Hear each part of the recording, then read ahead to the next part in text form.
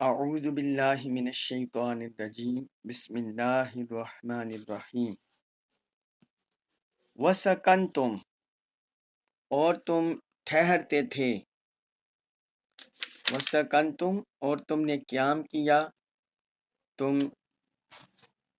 رہتے تھے، فی مساکنی گھروں میں، الذین ان لوگوں کے، ظلموا جنہوں نے ظلم کیا، انفسہم اپنی جانوں پر،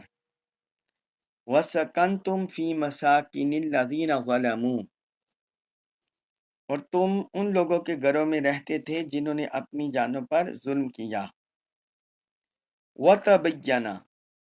اور ظاہر ہو چکا تھا، لکم لالیکم تمہارے،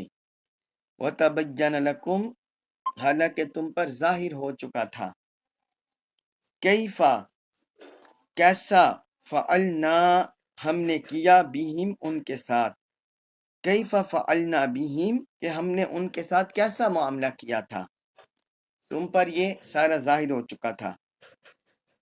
وَضَرَبْنَا اور ہم نے بیان کی، لکم تمہارے لیے، الامثال مثالیں، وَضَرَبْنَا لَكُمُ الْأَمْثَالَ اور ہم نے تمہارے فہم کے لیے مثالیں بھی بیان کی تھی۔ اس آیت مبارکہ میں اللہ تعالیٰ کی طرف سے ظالموں کو جواب دیا جا رہا ہے۔ پچھلی آیت میں ہم پڑھے کہ ظالم قیامت کے دن وہ آرزو کریں گے کہ کاش ہمیں تھوڑی سی مہلت مل جائے دنیا میں جانے کی، تاکہ ہم یا اللہ تیری عبادت، تیری دعوت کو قبول کر لیں اور ہم رسولوں کی پیروی کر لیں۔ تو اللہ رب العزت نے فرمایا پہلے تو تم بڑی قسمیں کھاتے تھے اور کہتے تھے کہ اس دنیا کو کوئی زوال نہیں آئے گا۔ پھر آگے اس آیت میں فرمایا وَسَكَنْتُمْ فِي مَسَاكِنِ الَّذِينَ ظَلَمُوا أَنفُسَهُمْ اور جو تمہاری رہائش ہے، تمہارا قیام ہے دنیا میں، انہی گھروں میں ہوا جو لوگ اپنی جانوں پر ظلم کرنے والے تھے، ان کے گھروں میں ہی تمہارا قیام ہوا، چونکہ یہ کفار مکہ، اہل مکہ، یہ عرب کی سرزمین، یہاں کئی انبیاء کرام تشریف لائے۔ مکہ میں آپ کو پتہ ہے حضرت اسماعیل علیہ السلام، ان کی اولاد پھلی پھولی، حضرت ابراہیم علیہ السلام بھی یہاں آتے جاتے رہے۔ پھر جو اس کے گرد و نواح میں حضرت صالح علیہ السلام کی بستی تھی، اسی مکہ کے قرب میں حضرت صالح علیہ السلام کی بستی علاقہ تھا۔ پھر اردن میں، شام میں، اور گرد و نواح جو یمن اور اس طرح علاقے ہیں، یہاں بھی انبیاء کرام تشریف لاتے رہے۔ تو اللہ رب العزت نے فرمایا کہ یہ سارے جو ظالم دنیا سے چلے گئے، جن کا انجام بد ہوا، تم انہی کے گھروں میں رہتے تھے، یعنی مطلب یہ ہے کہ انہی گھروں کے پاس تم رہتے تھے، تم انہی کے آس پڑوس میں رہتے تھے، تو تم نے ان کا انجام دیکھ کر خود کوئی نصیحت حاصل نہیں کی۔ پھر آگے فرمایا وَتَبَيَّنَ لَكُمْ كَيْفَ فَعَلْنَا بِهِمْ اور تم پر یہ واضح بھی ہو چکا تھا کہ ہم نے ان کے ساتھ کیا کیا، ان کے ساتھ کیسا سلوک کیا۔ جس قوم نے اللہ کی نافرمانی کی، ان پر کیسے سخت ہولناک عذاب آئی اور وہ تباہ برباد ہوئی۔ تو فرمایا ان ظالموں کے احوال تم پر واضح ہو چکے تھے، تم سب جان چکے تھے۔ وَضَرَبْنَا لَكُمُ الْأَمْثَالَ اور ہم نے تمہارے فہم کے لیے مثالیں بھی بیان کر دی تھی، جو قرآن میں ہم پڑھ رہے ہیں کہ اللہ رب العزت نے حضور صلی اللہ علیہ وآلہ وسلم کی بعثت سے لے کر مکہ مکرمہ سے ہجرت کرنے تک جو 13 سالہ مکی دور میں یہ صورتیں اتری، یہ تو مدینہ طیبہ میں اترنے والی صورتوں سے بھی زیادہ تعداد میں ہیں۔ تو اللہ تعالیٰ نے فرمایا ہم نے تمہارے لیے مثالیں بھی بیان کی، یعنی اللہ نے بیان کی مراد ہے قرآن میں بیان ہوئی، حضور صلی اللہ علیہ وسلم نے بیان کی، پچھلے جو ظالم لوگ گزرے ان کے حال احوال، لیکن اس کے باوجود تم ہدایت کی طرف نہیں آئے، تو پھر اب تمہیں قیامت کے دن کیوں مہلت دی جائے دنیا میں پلٹنے کی؟ تم اس قابل نہیں ہو۔ پھر آگے اللہ رب العزت نے فرمایا سورۃ ابراہیم آیت نمبر 46 میں، اس میں فرمایا وَقَدْ مَكَرُوا، اور انہوں نے مکر کیا، مکرہم ان کا مکر کرنا۔ جب کسی فعل کے ساتھ کوئی مصدر لایا جاتا ہے اسی فعل کا تو وہ تاکید کے لیے لایا جاتا ہے، تو یہاں یہ مکر ان کا کرنا جو اشارہ کیا گیا یہ تاکید کے لیے اللہ تعالی نے ذکر کیا ہے، تو فرمایا وَقَدْ مَكَرُوا مَكْرَهُمْ، اور انہوں نے بڑا فریب کیا، بڑا مکر و فریب کیا، یعنی ظالموں نے جو گزشتہ، اس سے مراد تفسیر میں ہم پڑھتے ہیں کون مراد ہیں، وَعِندَ اللَّهِ مَكْرُهُمْ، جبکہ اللہ کے پاس ان کے ہر مکر کا توڑ تھا۔ ایک اس کا یہ معنی ہے، دوسرا اس کا یہ معنی ہے کہ جو انہوں نے فریب کیا اللہ تعالیٰ اسے جانتا ہے، اور وہ ان کا سارا مکر و فریب اللہ کے پاس محفوظ ہو چکا۔ وَإِن كَانَ مَكْرُهُمْ، وَإِن، اور اگرچہ کانا تھا، مکرہم ان کا مکر، ان کی مکارانہ تدبیریں، ایسا ان کا مکر تھا لِتَزُولَ، کہ اس سے اکھڑ جائیں، اس سے زائل ہو جائے، منہ اس سے، الجبال پہاڑ، وَإِن كَانَ مَكْرُهُمْ لِتَزُولَ مِنْهُ الْجِبَالُ، اگرچہ ان کی مکارانہ تدبیریں ایسی تھی کہ ان سے پہاڑ بھی اکھڑ جائیں، یعنی اتنی خطرناک سازشیں تھی کہ پہاڑ بھی اپنی جگہ سے ہل جائیں۔ اب اس آیت مبارکہ میں اللہ رب العزت نے اہل کفر کے مکر و فریب کو ذکر کیا ہے، فرمایا وَقَدْ مَكَرُوا مَكْرَهُمْ، اور انہوں نے بڑا مکر و فریب کیا۔ اب یہاں کون مراد ہیں؟ کیا حضور صلی اللہ علیہ وسلم کے دور کے ظالم اور کافر مراد ہیں،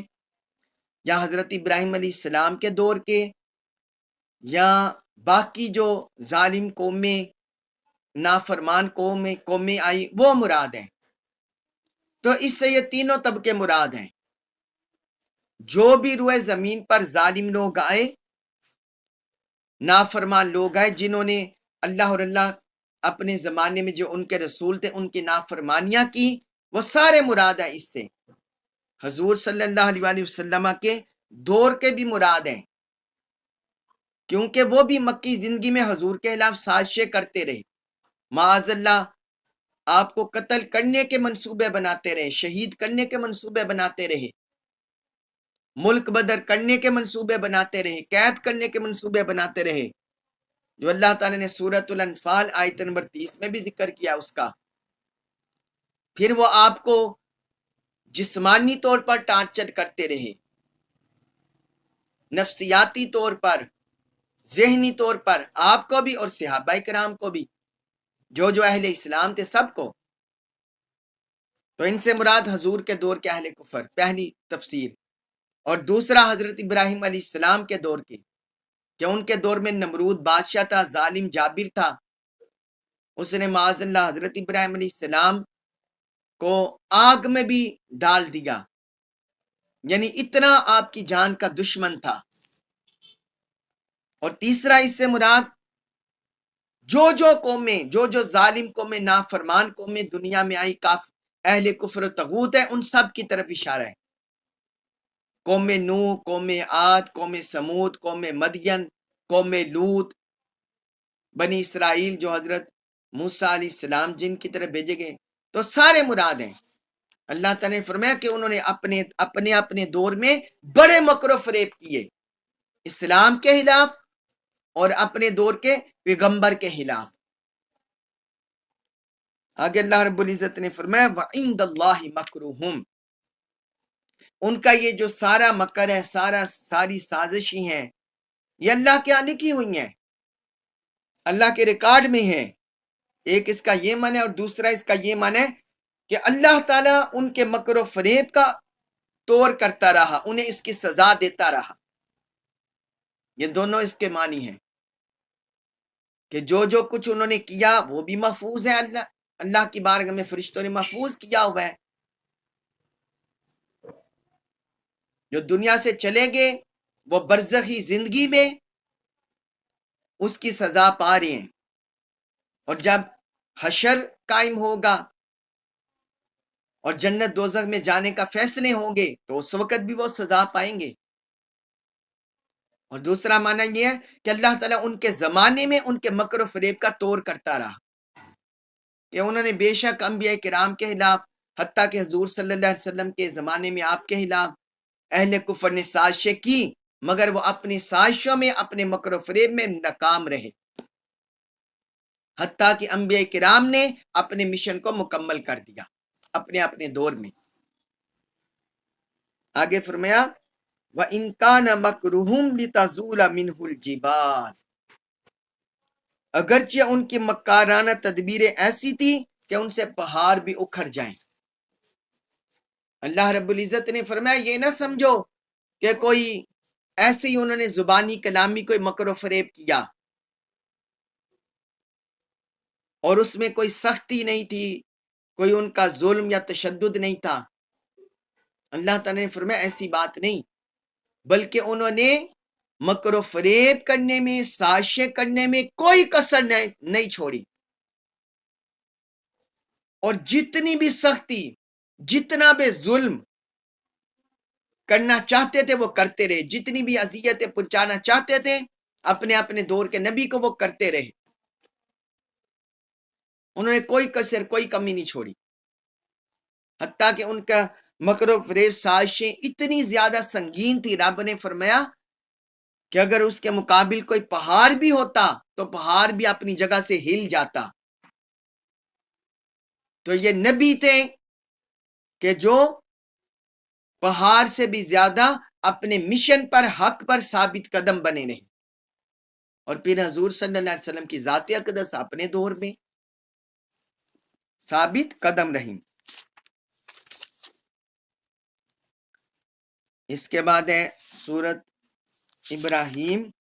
آیت نمبر 47، اس میں ارشاد فرمایا فَلَا تَحْسَبَنَّ، پس تم ہرگز خیال نہ کرو، پس تم ہرگز یہ نہ سمجھو، اللہ کو، تم اللہ کے بارے میں یہ ہرگز خیال نہ کرو، یہ ہرگز مت سمجھو اللہ کے بارے میں، محلیفہ کہ وہ وعدہ خلافی کرنے والا ہے، وعدہی اپنے وعدہ کے،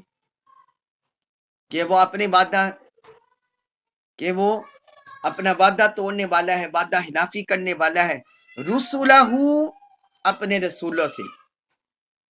فلا تحسبن اللہ مخلف وعدہ رسولہ،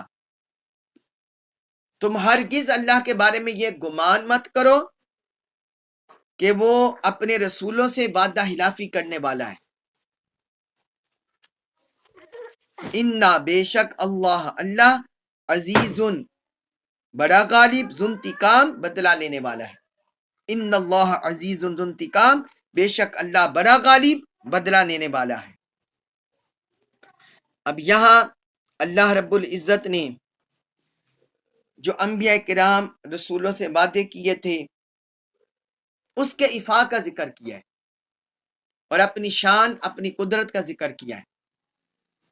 فرمایا اے سننے والے فلا تحسبن اللہ مخلف وعدہ رسولہ، اے سننے والے، اے مخاطب، اے کلام الہی کو پڑھنے والے، تم ہرگز بھی اللہ کو اپنے رسولوں سے کیا گیا وعدوں میں وعدہ خلافی کرنے والا مت سمجھو۔ اللہ تعالی نے جو اپنے رسولوں سے وعدہ کیا ہے وہ ان کی زندگیوں میں بھی پورا ہوا، جس کا زندگی میں وعدہ تھا، اور جو بعد میں وعدہ کیا وہ بعد میں پورا ہوگا۔ مثلا جس جس قوم پر عذاب آنا تھا ان کے نبی نے طلب کر لیا کہ باری طلب بس اینڈ ہو گیا ہے، اب جو تیرا وعدہ ہے ان پر عذاب لانے کا، عذاب نہیں آیا، وہ قومیں تباہ و برباد ہو گئی۔ رب کا وعدہ حق ہو گیا، رب کا وعدہ سچا ہو گیا، وہ ملیا میٹ ہو گئی۔ ایک یہ وعدہ مراد ہے، اور دوسرا وعدہ مراد ہے قیامت کے دن کا، کہ جو اللہ تعالیٰ نے اپنے رسولوں کے ذریعے ان کی قوم میں پیغام دیا کہ یہ دنیا فنا ہونے والی ہے، یہاں سب کچھ فنا ہونے والا ہے، قیامت قائم ہونے والی ہے، تو یہ اس وعدہ کی طرف بھی اشارہ کیا جا رہا ہے کہ اللہ کے وعدہ کو تم خلاف کرنے والا مت سمجھو، اس کا وعدہ پورا ہو کر رہنا ہے، جزا و سزا کا نظام قائم ہو کر رہنا ہے، یوم حشر برپا ہونا ہے، قیامت قائم ہونی ہے، جنت دوزخ میں مخلوقات نے جانا ہے، انسانوں نے جانا ہے۔ پھر آگے فرمایا ان اللہ عزیز ذو انتقام، بے شک اللہ بڑا غالب بدلہ لینے والا ہے، وہ اپنے حکم پر غالب ہے، اپنے فعل پر غالب ہے، اپنی قدرت پر غالب ہے، تمام مخلوقات پر غالب ہے، اس کا تصرف ہے، ذو انتقام بدلہ لینے والا ہے، کہ ظالم اپنے انجام کو پہنچیں گے، مظلوموں کو انصاف ملے گا، عدل ملے گا، اور ظالم اپنی کیے کی سزا بھگتیں گے۔ تو اس آیت مبارکہ کا بیک گراؤنڈ چونکہ ظالم، کافر، اہل کفر طاغوت چلے آ رہے ہیں، اس لیے اللہ تعالیٰ کی یہ دونوں صفتیں ذکر ہوئی یہاں۔ پھر آگے ارشاد فرمایا سورت ابراہیم آیت نمبر 48 میں، یوما جس دن تبدلو بدل دی جائے گی، الارض زمین، غیر علاوہ الارض زمین سے، یوم تبدل الارض غیر الارض، جس دن یہ زمین دوسری زمین سے بدل دی جائے گی، والسماوات، اور آسمان، آسمان بھی، سارے آسمان بھی بدل دیے جائیں گے، وبرزوا، اور سب حاضر ہوں گے، سب پیش ہوں گے، للہ، اللہ کے روبرو، الواحدی، جو واحد ہے، ایک ہے، القہار، بڑا غالب ہے، وبرزوا للہ الواحد القہار، اور سب لوگ اللہ کے روبرو حاضر ہوں گے، پیش ہوں گے، جو واحد ہے اور بڑا غالب ہے۔ اب اس آیت مبارکہ میں اللہ تعالی نے قیامت کے دن زمین اور آسمان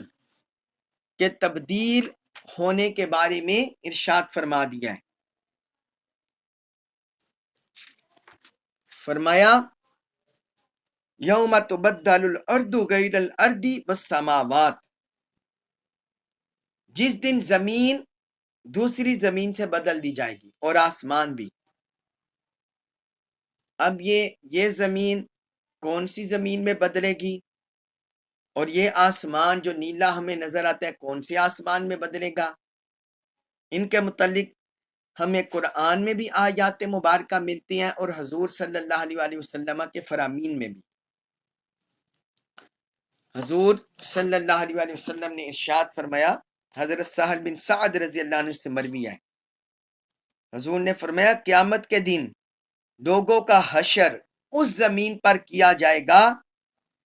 جو میدا کی روٹی کی طرح سفید ہوگی، جو میدا کی روٹی کی طرح سفید ہوگی، اس سر زمین پر لوگوں کو قیامت کے دن کھڑا کیا جائے گا، اٹھایا جائے گا، اس میں کسی کے گھر کی کوئی نشانی نہیں ہوگی، اس میں کسی کے گھر کی کوئی نشانی نہیں ہوگی۔ یہ صحیح البخاری میں حدیث ہے، حدیث نمبر 6521، اور صحیح مسلم میں ہے حدیث نمبر 2790۔ اور پھر ایک حدیث میں ام المومنین حضرت عائشہ صدیقہ رضی اللہ عنہ سے مروی ہے، وہ فرماتی ہیں کہ انہوں نے یہ آیت تلاوت کی، یوم تبدل الارض غیر الارض والسماوات۔ تو حضرت عائشہ رضی اللہ عنہ نے پوچھا یا رسول اللہ اس دن لوگ کہاں ہوں گے؟ آپ نے فرمایا پل صراط پر، یعنی جب یہ زمین دوسری زمین سے بدل رہی ہوگی، فرمایا لوگ پل صراط پر ہوں گے۔ یہ صحیح مسلم کی حدیث ہے، حدیث نمبر 2791، اور سنن ترمذی کی حدیث نمبر 3121۔ پھر ایک حدیث میں حضور صلی اللہ علیہ وسلم نے فرمایا اسی آیت مبارکہ کی تفسیر میں، وہ زمین سفید ہوگی،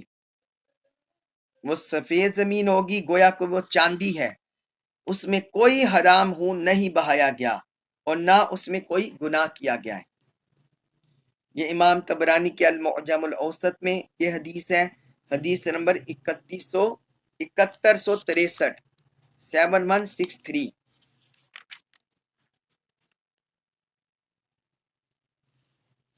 اب یہ جو مختلف احادیث ہیں اور صحابہ کرام کے آثار بھی ہیں اس پر، حضرت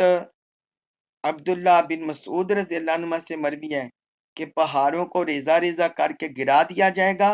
اور زمین کو رنگے ہوئے چمڑے کی طرح پھیلا دیا جائے گا۔ سنن ابن ماجہ میں حدیث ہے، حدیث نمبر 4081۔ یہ مختلف احادیث اور روایات ہیں زمین کی تبدیلی کے متعلق۔ اس میں پھر ائمہ نے لکھا ہے کہ یہ دو طرح کی زمین میں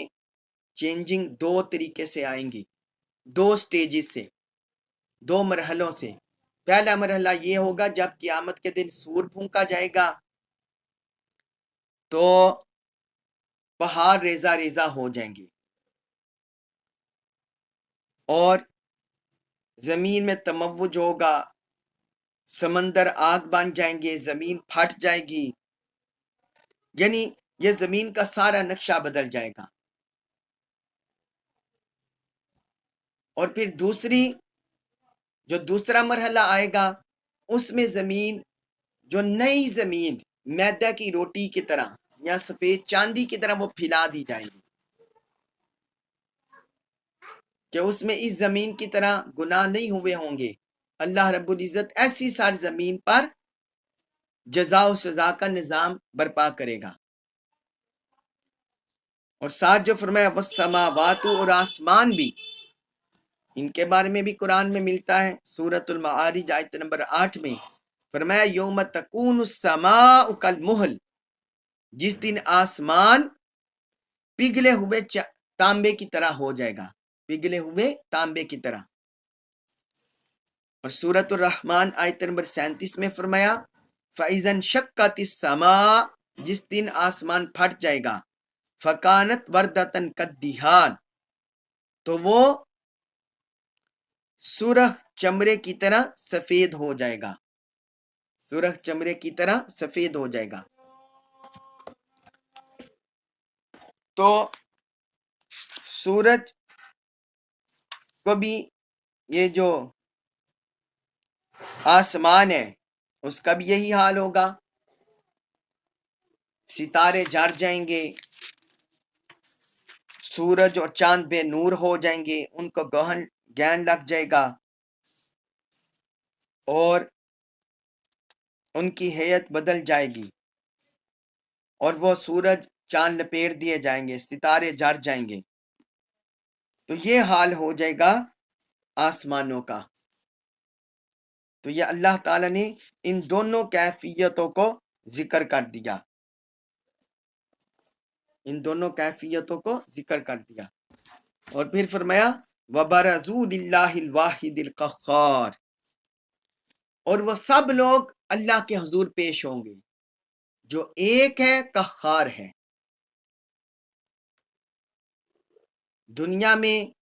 دنیا سے رخصت ہونے والے، دنیا سے پردہ کرنے والے، چلے جانے والے، چاہے کسی بھی مذہب سے تعلق رکھتے ہیں، چاہے کسی نے اپنے مردے کو جلا دیا، یا چاہے کوئی ایکسیڈنٹ میں مارا گیا، چاہے کوئی سمندر میں غرق ہو گیا، چاہے وہ مسلمانوں کی طرح تدفین کر دی گئی، سارے کے سارے انسان اللہ کے حضور پیش ہو گئے۔ تو اللہ تعالیٰ نے فرمایا وہ واحد قہار ہے۔ یہاں اللہ تعالیٰ نے اپنی جلالت کو ذکر کیا ہے کہ اس دن اسی کی حکمرانی ہوگی، اسی کی بادشاہت ہوگی، اور وہ زبردست ہے، اور وہ زبردست ہے، سب پر غالب ہے۔ اللہ رب العزت سے دعا ہے کہ اللہ تعالیٰ ہمیں اپنی طاعت، اپنی بندگی کما کو بجا لانے کی توفیق عطا فرمائے، اور مجرموں کے، اہل کفر و طاغوت کے جو اعمال ہیں اللہ تعالیٰ ہماری ان سے حفاظت فرمائے، ہمیں اپنی رضا، اپنے حبیب کی رضا نصیب فرمائے، قرآن مجید کا کامل فہم نصیب فرمائے، اور اس پر عمل پیرا ہونے کی توفیق عطا فرمائے۔ وما علیہ الا البلاغ المبین۔